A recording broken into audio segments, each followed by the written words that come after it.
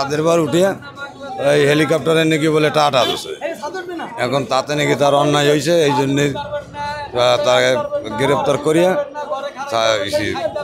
থানায় এনেছে। আমার বাড়ি হচ্ছে টুঙ্গিপাড়া ডুমুরি ইউনিয়ন আর জেলা গোপালগঞ্জ, থানা টুঙ্গিপাড়া, জেলা গোপালগঞ্জ। আমার ছেলে ঢাকায় আইসে চাকরিতে, কোম্পানির চাকরি।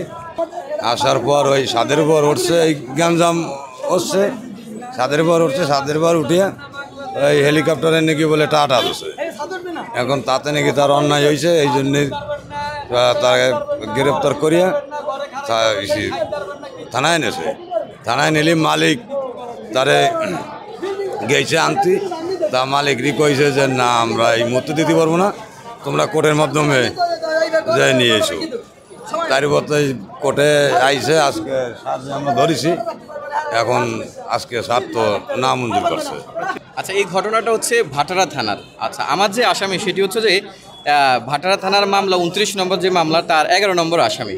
তো আমি যেটা তার কাছ থেকে শুনেছি, যেটা ওনারা বলছিলেন যে প্রশান্ত মালাকার এই লোকটি ঘটনার দিন তার বাসার ছাদের উপরে ছিল। তো বাসার ছাদের উপরে থাকার পরে হেলিকপ্টার যাওয়ার সময় সে হচ্ছে যে হেলিকপ্টারকে দেখে হাত দিয়ে টাটা দিয়েছে। এই টাটা দেওয়ার কিছুক্ষণ পরে তাকে অ্যারেস্ট করা হয়েছে। তো আমরা আজকে বিজ্ঞ আদালতে এই কথাটিই বলেছি যে বাংলাদেশের সংবিধানের আর্টিকেল 36-এ যেখানে বলা আছে যে every citizen shall have the right to move freely through out the Bangladesh.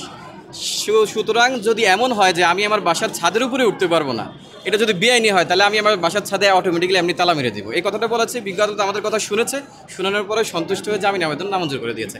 এই লোকটি হচ্ছে কৃষক, উনি কৃষিকাজ করে, কিছুই বুঝে না, মূর্খ মানুষ। ওনার ছেলের বয়স 22, ও মাত্র হচ্ছে জুনিয়র অফিস অ্যাসিস্ট্যান্ট, মাত্র 6,000 টাকা বেতনের চাকরি করে একটা ট্রাভেল এজেন্সিতে।